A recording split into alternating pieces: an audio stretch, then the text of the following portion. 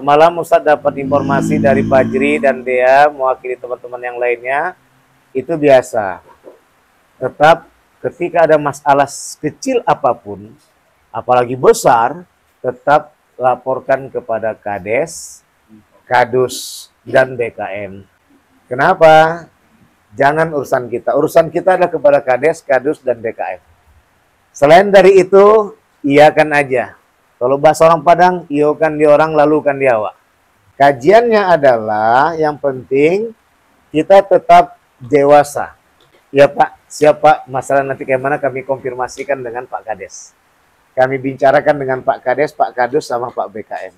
Tapi tetap kita katakan, iya Pak, siap Pak. Jangan sampai kita lakukan perlawanan. Kita di kampung orang. Kita belajar di sini untuk menjadi dewasa. Kita belajar di sini untuk bermanfaat bagi mereka. Kita belajar di sini untuk bagaimana meninggalkan kenangan indah dan adik-adik kecil serta kawan-kawan yang lain akan melanjutkan perjuangan kita nanti ketika kita telah keluar dari ruangan ini. Bahkan besok kita akan terkenang untuk mungkin ada reuni kita. Halo sahabat semuanya, salam giat. Berjumpa di channel al.andawi.andi. Jangan lupa klik tombol subscribe dan nyalakan loncengnya ya. Terima kasih. Acara untuk memberikan arahan lanjutan dalam persiapan, nggak apa-apa, persiapan untuk masuk kepada 16 hari ke depan ya. Iya Pak. Ya, kelompok 115 Batu Gemuk, Batu Raja, Namurambe, Winsu 2023 kuliah kerja nyata. Baik. Yang lain masih apa? Masih ngapain tenda?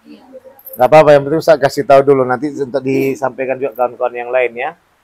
Assalamualaikum warahmatullahi wabarakatuh. Waalaikumsalam warahmatullahi wabarakatuh. Alhamdulillah wa syukurillah wassalatu wassalamu ala rasulillah sayyidina Muhammad wa mawala. Kita baru selesai melaksanakan event besar juga termasuk ini, yaitu dalam menyambut Muharram. Meskipun temanya satu Muharram dengan klaim melaksanakan perlombaan, dan alhamdulillah kalau saya katakan berhasil. Alhamdulillah. Nah, boleh kalau gitu tepuk tangan ini nggak apa-apa. Ustaz dapat lihat alhamdulillah berhasil, namun tetap untuk ke depan kita harus jauh lebih berhasil lagi. Ya, ini tepatnya tadi kita adakan 12 Muharram ya. Jadi yang kedua adalah Ustaz kepingin besok dipelajari dengan belajar yang sudah terjadi tadi. Ya, yaitu apa namanya? Ada kegiatan apa lagi nanti acara yang lain? Nah, belajar dari pengalaman adalah suatu langkah yang memberikan kesuksesan bagi setiap kegiatan yang mau diadakan. Tapi Ustaz tetap mengatakan kalian sudah berhasil. Walaupun keberhasilan itu ada kelasnya. Taruhlah kita sekarang kelas 1, kelas 2, kita masih ada 10 kelas lagi mau kita lewat. Nah, untuk besok, Ustadz mau yang pertama adik-adik jangan pernah putus untuk berkoordinasi dengan masyarakat setempat. Nah, tadi Ustadz nggak tahu apakah adik-adik ada koordinasi nggak sama ibu pengajian? Udah ada koordinasi nggak sama bapak-bapak pengajian? Hah? Masuklah sini Pari. Fajri sini, di mana? Agak geser lagi sana. Ya. Jadi apa pengajian bapak ada masuk? Nggak ada. Yang ada ibu-ibu. Nah, tadi alhamdulillah makanya udah berhasil. Ustaz tengok ibu-ibu datang pertama tadi udah berhasil. Tinggal bapak-bapak. Nah, yang ketiga adalah alhamdulillah adik-adik anak-anak tuh udah pada ikut. Tapi kalau begitu pun mudah-mudahan dengan kajian kita tadi pengajian itu dapat memotivasi lebih lagi, ya. Maka Ustadz minta koordinasi itu jangan tempatnya putus. Jadi disertakan mereka, diikut sertakan mereka dalam kegiatan. ya, untuk langkah ke depan. Sehingga akhirnya nanti bisa lebih bagus lagi. Yang ketiga adalah ada bahasa yang luar biasa dari Ustadz dapat dari BKM, perwakilan perangkat desa yang diwakili oleh Pak Abdul Ghani, juga Pak Mariono. Pak Mariono nggak ngomong ya. Nah, tapi Pak Abdul Ghani menempatkan tetap semangat. Artinya mungkin ada bahasa yang lain biasa. Ya, biasa. Yang penting ada kalian kompak. Kalian kompak dan tetap berbaur dengan masyarakat. Berapapun masyarakat yang hadir nggak ada masalah. Yang penting adalah ada masyarakat yang ikut serta sama kita. Yang bahaya itu kalau nggak ada masyarakat satupun. Nah, apalagi kondisi zaman sekarang sudah banyak, ya. Ini lagi sedikit. Nah, jadi kondisi yang banyak, sekarang modernitas dan lain sebagainya. Maka yang pertama tadi Ustaz kembalikan, jadikan pembelajaran dari pengalaman yang sudah kita lewati, event besar nih, Muharraman, dan kalian sudah berhasil. Yang kedua adalah tetap kita berkoordinasi dengan masyarakat. Yang ketiga adalah dengan kekompakan tetap kalian jaga. Aktivitas tetap, ya. Masalah tentang bagaimana kesertaan itu nomor 10. Yang paling penting kekompakan kalian nomor 1. Ya. Tadi kita juga dapat informasi, nggak usah kita apakan. Ada yang di kelompok KKN lain, ada yang nggak cocok-cocokan itu. Apalagi beda keyakinan. Terutama masalah makanan. Bahagialah adik-adik sekalian yang satu keyakinan, tapi tetap kita berbaur dalam berada di dunia yang heterogen. Ada di sana muslim, ada yang non-muslim, tapi kita tampilkan bahwa muslim itu tetap tidak mempermasalahkan. Bila pun kena nanti kejilat yang najis, kita masih bisa nyama. Itu Ustaz minta nanti ajarkan nanti sama adik-adik kecil dalam sama menyama. Udah ada diadakan belum? Belum, Ustaz. Lakukan event itu. Kita tidak mau menyatakan itu sesuatu yang buruk, karena itu sudah berbaur di kalangan masyarakat, kita berikan solusi. Terutama kepada adik-adik yang muslim. Gimana adik-adik? Pernah nggak kepegang anjing, kepegang babi? Apa yang kita lakukan? Memang itu ciptaan Allah. Jadi nggak perlu kita aniaya.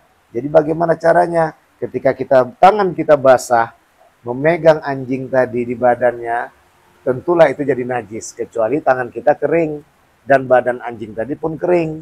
Tapi kalau tangan kita kering, badan anjing tadi basah, atau tangan kita basah, badan anjing tadi pun kering, tetap kita akan menyiapkan sama. Bagaimana caranya? Ambillah tadi air, yang air dicampur dengan tanah tadi satu, itu disiramkan dia. 1 kali air bercampur tanah, 6 kali baru air bersih. Nah, begitulah sama. Jadi kita tidak pernah, kalau kejilat pun nanti jangan anjing, begitu juga lakukan. Ada solusi. Ada solusi. Disitulah toleransi kita bangun. Toleransi kita bangun tidak mengganggu mereka yang memang memelihara anjing, tapi kita kasih tawaran untuk menghadapi bagaimana ketika kita bersenggolan dengan anjing, terjilat anjing, tapi tetap kita kasih kita dengan sesama makhluk Allah, tetap kita tidak nafikan. Ya, nggak apa-apa. Jadi dalam hal ini yang Ustaz kembalikan, hal itu nanti kembalikan. Ajarkan adik-adik itu semua. Paham? 1 kali air campur tanah, disiramkan dengan merata, baru siram dengan 6 air bersih, 6 gayung. 1, 2, 3, 4, 5, 6. Jadi 7 dia sama yang 1 kali air bercampur tanah. Kita ajarkan kepada mereka. Dan ini juga akan kita tampilkan YouTube nantinya. Ada pertanyaan mungkin yang lain? Semalam Ustadz dapat informasi dari Fajri dan Dea, mewakili teman-teman yang lainnya. Itu biasa. Tetap ketika ada masalah kecil apapun, apalagi besar, tetap laporkan kepada Kades, Kadus, dan BKM. Kenapa?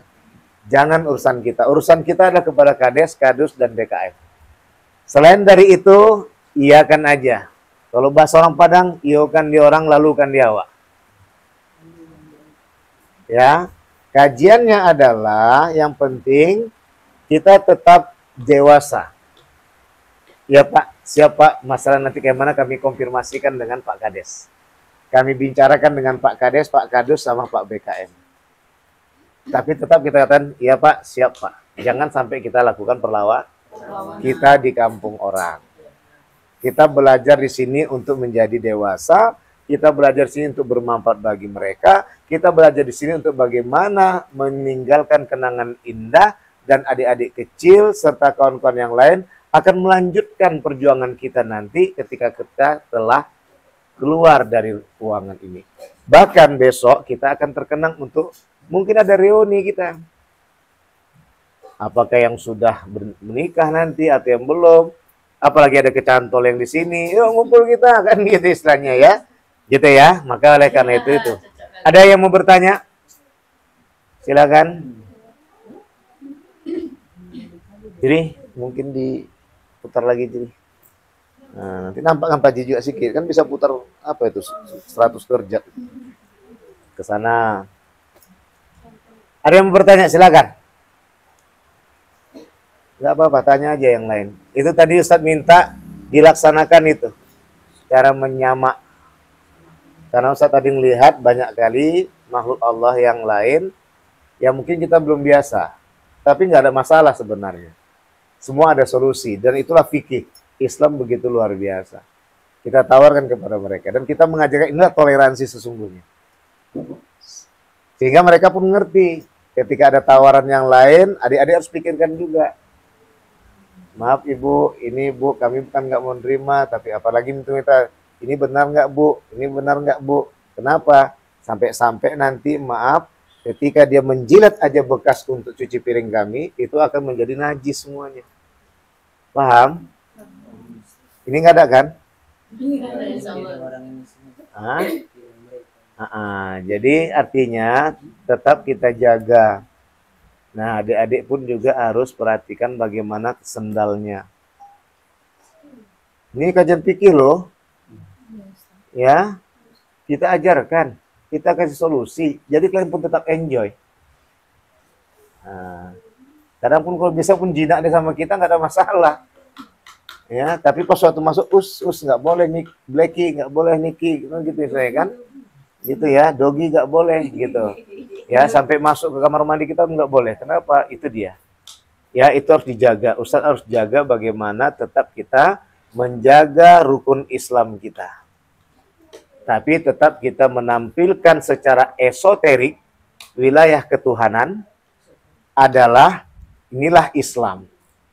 Kita bisa berbaur, kita bisa beraktivitas, kita bisa bersuri tauladan dengan kebaikan senyuman, tidak memandang dia. Ya, walaupun kita melewati mereka, tetap kita ramah dan senyum sapa. Inilah yang disebut dengan wilayah esoterik, wilayah ketuhanan. Tapi eksoterik berkaitan dengan tadi masalah tentang, termasuklah tadi masalah. Iya, jangan sampai mereka bilang nggak apa-apa, ini udah nggak kok kami beli sana. Iya, pinggannya kan kita nggak tahu. Bisa jadi pinggannya tadi bekas juga. Kalau memang itu tahu bekas dijilat, apalagi sudah masuk rumah. Nah, begitulah kita selektifnya, bukan kita mengecilkan dan bukan kita memisahkan. Tapi begitulah kehati-hatian Islam. Tapi tetap kita nggak memutuskan tali silaturahmi. Paham ya? Dari kalianlah mereka akan tahu. Nah, makanya orang itu akan tahu. Oh, ternyata mereka nggak mau itu karena dalam Islam dilarang. Bukan hanya masalah yang nyembelih saja, tapi masalah tentang tempatnya, ya, yang masaknya. Kenapa? Bisa jadi memang barangnya tadi halal, tapi tempat baskomnya, kualinya adalah bekas masak B2, masak B1. Sama aja lah itu, sama kecuali disamak. Kalau disamak tadi sama seperti kita buat apa tadi, dipakai air tanah, baru siram pakai 7-6 kali bilas air bersih, barulah dipakai untuk kuali tadi untuk goreng ayam atau masak kalio. Nggak ada masalah. Itu ya, sampai ke situ kalian harus mempelajarinya, dan sampai ke situ kalian harus menerapkannya. Maka hati. Bisa dipahami, ada pertanyaan? Dan ini tugas Ustaz sebagai DPL. Nih pakai apanya? Aduh, nih. Bawa. Jadi, arahkan. Apa mau nanya? Assalamualaikum warahmatullahi wabarakatuh. Assalamualaikum warahmatullahi wabarakatuh. Waalaikumsalam warahmatullahi wabarakatuh.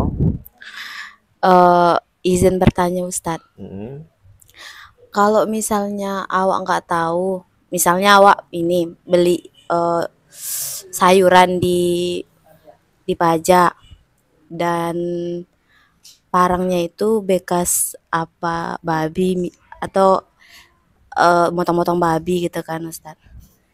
Terus awak beli ayam. Dia tukang potong di situ kan Ustadz. Jadi kalau misalnya awak nggak tahu itu apa hukumnya Ustadz? Kita harus cari tahu pertama, karena kita tahu itu adalah wilayah mayoritas non-muslim. Makanya kita tanya sama penduduk setempat, terutama mungkin sama pesantren Saifullah. Di mana bang yang tempat yang bisa halal, dijamin halal. Yang kedua, kalau udah kita tanya nanti sama orang warga, oh enggak itu betul sampai semuanya apa, udah kita jangan cari kesalahan. Yang ketiga, misalnya kita nggak tahu karena kita tengok mungkin tadi ada gini, masuk tadi kepada orang itu lepas dari ketidaktahuan, sama seperti bayi yang belum balik atau orang yang tidur belum bangun. Tiga orang yang terputus dalam catatan kesalahan. Anis sobi hatta yablughu, anil majnuni hatta yabriqo, anil naimi hatta yastaiqido. Anak bayi yang sampai dia balik, kemudian orang gila sampai dia sadar, dan orang tidur sampai dia bangun. Sama dengan tidak tahu. Tapi harus cari tahu. Kenapa? Wilayah kita, wilayah yang kita sudah ketahui di mana. Jadi misalnya, jadi kita tahu, cari tahu, dan begitulah kehati-hatian. Dan kita tidak mau ada yang haram masuk ke dalam tubuh kita. Apa maksudnya? Diskriminasi? Tidak, teman-teman YouTube sekalian. Sampai untuk dirinya aja dijaganya dari haram, apalagi mencari haram hak orang lain. Itu maknawiyahnya. Kita untuk diri kita aja kita jaga yang haram itu. Padahal itu bisa dibeli dan halal. Apalagi punya orang yang haram kita masukkan ke badan kita. Itulah maknawiyah apa yang diharamkan dan mana yang dihalalkan. Itu dia, paham? Bukan kita diskriminasi, enggak. Begitulah luar biasanya Islam itu mengajarkan bahwa untuk menjaga badannya agar tidak ada hal-hal yang haram, untuk yang dia makan aja pun dia jaga. Apalagi uangnya yang haram. Yang jelas makanan itu saja dikasih orang pun tetap dia tanya, itu halal atau haram? Karena dia nggak mau di badannya itu ada hal yang haram. Kemanakah konotasinya? Nggak mungkin kita mengambil hak orang yang haram, itu bukan punya kita. Apalagi, karena apa tadi? Karena kita sudah diawali dengan tidak memakan yang haram. Kenapa ada kejadian rupanya? Ada sih Ustaz. Kapan? Hari keberapa? Bukan di sini? Bukan. Oh, di tempat lain? Iya. Sini enggak ya? Oh, nanti di sini ragu Ustaz, ya nggak jadi makan Ustaz. Ada pertanyaan lagi. Udah pes ya? Jadi kalau di sana misalnya makanya Ustaz kalau udah ke tele, ke Banjahe, Ustaz harus hati-hati gitu.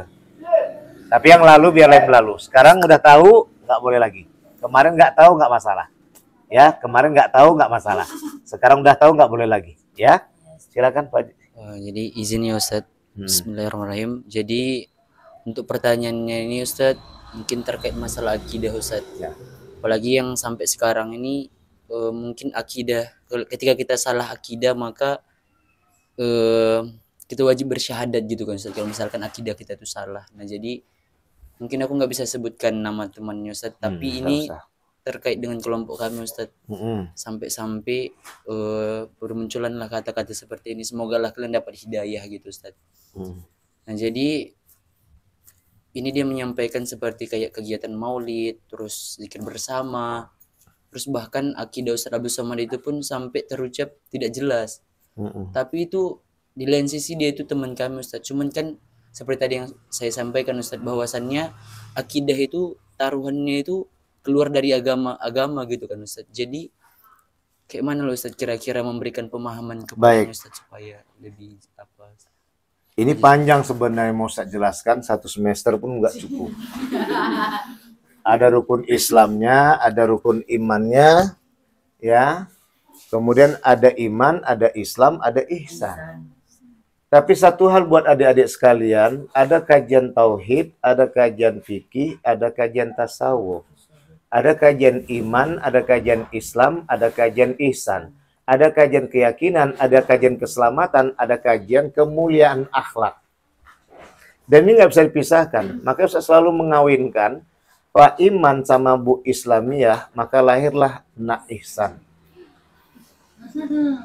Tapi wujud satu hal yang dikembalikan adalah ketauhidan. Yaitu menuhankan Allah semata-matanya Tuhan. Inilah menjadi barometer utama. Buat adik-adik sekalian harus pahami, kata kunci utama adalah tidak mensyirikkan Allah.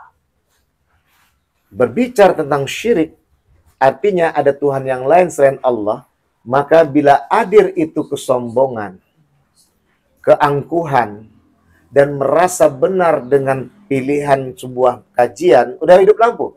Alhamdulillahirabbil alamin. Ya. Dalam kajian, maka di saat itu ingat. Nih Ustaz suka menggunakan ini. Iblis itu adalah hamba Allah yang paling taat sebelum Adam diciptakan. Saya ulangi lagi. Iblis itu adalah hamba Allah yang paling taat sebelum Adam diciptakan dan namanya adalah Azazil. Beliau adalah dari bangsa jin yang suka bertasbih, bertahmid, bertakbir, dan bertahlil. Di mana kerusakan waktu itu di dunia, dengan bagaimana jin-jin itu merebut harta dan tahta, akhirnya terjadilah persengketaan dan bunuh-bunuhan. Siapa yang waktu itu yang dipilih jadi komandan? Azazil. Salah satu jin yang sangat taat dan tidak mau keramaian. Hingga beliau jadi komandan, dan prajuritnya adalah malaikat. Berhasillah mereka tadi mengalahkan jin-jin kafir, berhasil jin-jin yang durhaka kepada Allah, akhirnya semua mati, ada yang lari ke lautan, ada lari ke daratan, ada lari ke langit. Itu yang kalian lihat seperti apa, UFO dan lain sebagainya. Tapi yang banyak lari ke lautan air, dan biasanya jahat-jahat. Ya, yang daratan itu di hutan. Makanya kalian kadang tengok ada nanti yang ada betanduk atau lain sebagainya. Dia menyerupai, kenapa? Malu. Malu pada Allah dan malu pada hamba-hamba Allah. Maka oleh karena itu, gara-gara angkuhnya dia, sombongnya dia, kau ciptakan aku dari api sedangkan Adam kau ciptakan dari tanah. Mengapa aku sujud sama Adam? Padahal sujud yang dimaksud bukan menyembah Adam, tapi hormat kepada Adam atas perintah Allah. Nah inilah yang disebutkan orang yang angkuh, yang sombong, yang merasa dirinya benar, paling benar, maka sesungguhnya dia telah menjadi musyrik. Alias yang membid'ah-bid'ahkan itu. Seorang tauhid loh. Bidang Ustaz tauhid, tapi Ustaz tidak lepas dengan fikih, tapi Ustaz menggeluki tasawuf. Maka tasawuf Ustaz bukan tasawuf yang tidak mengindahkan fikih, apalagi melepaskan tauhid. Bisa dipahami? Jadi sungguh iblis itulah sebenarnya. Bahkan iblis di masa Nabi Musa alaihissalam sempat hampir mau bertobat. Lelah dia sudah. Tapi akhirnya ketika itu datanglah tadi perintah. Kalau kau memang mau bertobat benar-benar iblis, satu saja jalannya, syaratnya nggak payah. Apa itu ya Musa? sujudlah kau di kuburan Adam alaihissalam. Kalau itu bagus aku jadi iblis lama-lamanya. Apa tadi? Sombong, angkuh. Dan itulah tadi kesombongan yang sengaja dimasuki oleh iblis laknatullah alaih, sehingga lahirlah mengkafir-kafirkan orang lain. Itu ya. Jadi bagaimana caranya? Apa yang harus kita tanggapi? Tetaplah kita sadari dia adalah kawan kita. Yang penting kita lihat secara wilayah esoterik, dia masih semangat belajar. Nanti ada masanya dia bisa berubah. Oh, dulu Ustaz idealis betul. Kalau dibilang orang salaf, salaf betul Ustaz. Gini aja Ustaz nggak bisa dulu. Kalau udah nengok orang nanti itu udah malu Ustaz. Ini Ustaz anggap aurat. Sampai begitu. Tapi nggak ada masalah sebenarnya. Terakhir Ustaz kembalikan, aku ini berpakaian ini karena Allah atau karena diriku? Jumpa. Rupanya karena Ustaz memang dianggap sebagai selama ini Ustaz kondang. Istighfar Ustaz. Sekarang Ustaz banyak berondok. Tiba-tiba orang hafal Ustaz Andi ya dengan suara. Kalau Ustaz nanti pakai topi pet. Biasa Ustaz sembunyi-sembunyi. Ketika Ustaz bercakap, Ustaz Andi ya. Ya Bu, udah berondok-berondok, udah nyamar. Saya pun ketahuan juga. Gitu loh. Karena Ustaz nggak banyak cakap. Gitu ya. Jadi apapun ceritanya, tetap kita hargai teman kita itu dalam wilayah belajar. Makanya Ustaz katakan tetap kompak. Gitu ya. Ada lagi yang lain? Terakhir. Baik, bismillahirrahmanirrahim. Perkenalkan Ustadz, nama saya Syarif Aini. Biasa dipanggil Aini Ustadz. Ya, silakan Aini. Jadi yang masih jadi pertanyaan Aini begini Ustadz.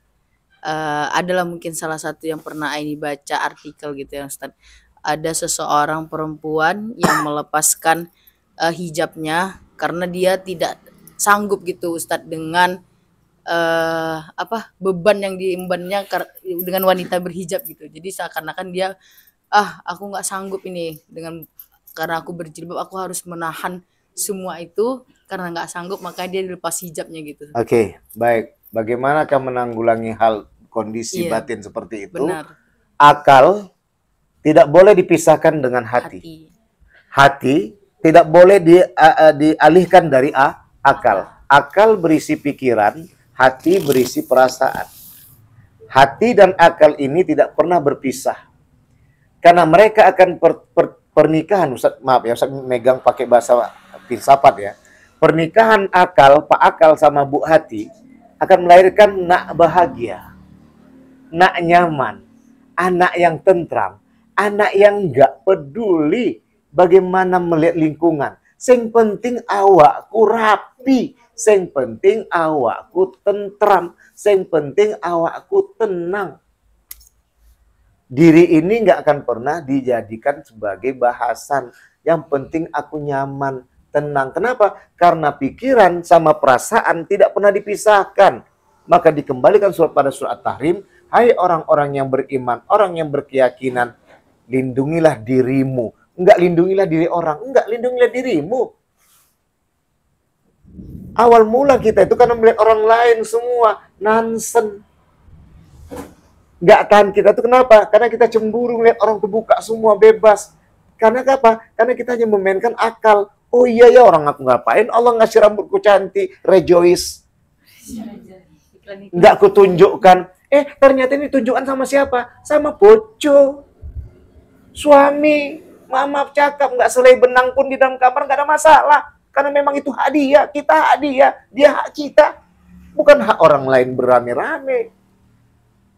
Akal. Maka hati berkata, perasaankah kau? Rambutmu untuk suamimu kau tunjukkan sama orang yang nggak jelas. Perasaankah kau? Wajahmu, lembutmu, harusnya kau tunjukkan itu kepada suamimu di saat malam pengantin nanti. Tapi kau obral-obralkan kepada laki-laki yang lain. Perasaankah dirimu ketika bagaimana ayahmu akan dikatakan sebagai ayah dayus yang tak pandai menjaga anak perempuan, yang tak pandai menjaga istrinya, gara-gara istri dan anak perempuannya menunjukkan aurat kepada laki-laki lain yang bukan muhrimnya. Hati berkata, akal berbicara, hati dan akal saling menghadirkan kebijaksanaan hingga berkata, lindungilah diriku, baru keluarga kita dari siksa api neraka. Termasuk neraka tadi mana? Godaan yang ada di sekitar kita tadilah. Itu kan karena kita cemburu tadi ngelihat orang yang lain. Bisa dipahami? Bisa dipahami karena kita tidak memadukan akal pikiran dengan hati dan perasaan. Hingga akhirnya cemburu dengan orang yang lihat, kita lupa ada future. What is the future? Immortality. The still life. Kehidupan yang selalu tidak pernah henti. Itulah akhirat.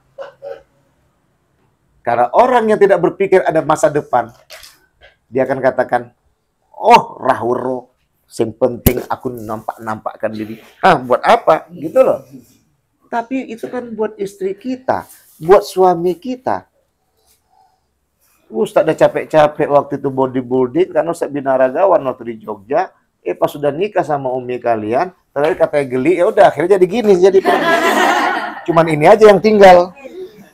Sama ini aja yang tinggal, yang ini jadi muncul. Oh tidak batu bata, ini sekarang jadi batu apung.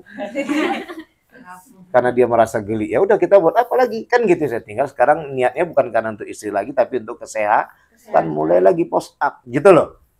Bisa dipahami? Daya rasa cukup sekian lah ya. Nanti kapan-kapan nanti kita buat vlog di bawah pohon yang rindang, gitu ya. Di DPR, di dekat gawang lah. Nanti kita bentang tikar, ada gorengan kita beli, ada kuah gelas kita beli ya. Cukup sekian. Terima kasih teman-teman YouTube sekalian. Sampai jumpa di video berikutnya. Salam. Ya, wassalamualaikum warahmatullahi wabarakatuh.